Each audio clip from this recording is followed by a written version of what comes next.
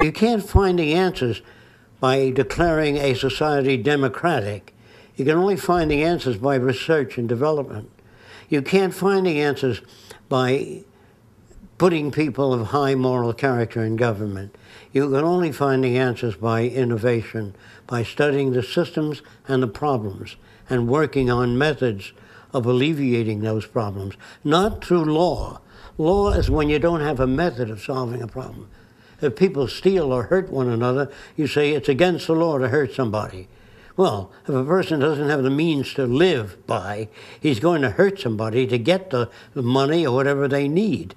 So that isn't dealing with a problem. Law is really avoiding problems. It's just nailing a proclamation on the wall saying, you don't do this. You see, it doesn't work.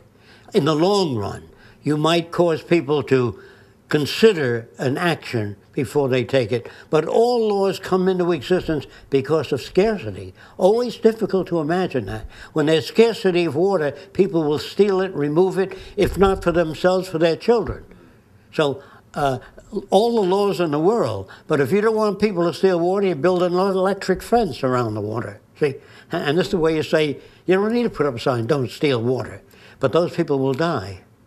So we don't want to do that. We don't want to build a fence around our country, say, this is the greatest country in the world, we're going to keep it that way. We depend on other countries. If we live to ourselves, I can assure you, we'll die of ourselves. Right. Because if the Russians do nuclear testing and they dump radioactive stuff into the sea, or the Japanese, the world is one big place, and the air moves around, and the waters move. Therefore, living to yourself, your little isolated colony, your little culture that you want to build, your little city that you want to build of people with like-mindedness, all of that has no basis for survival.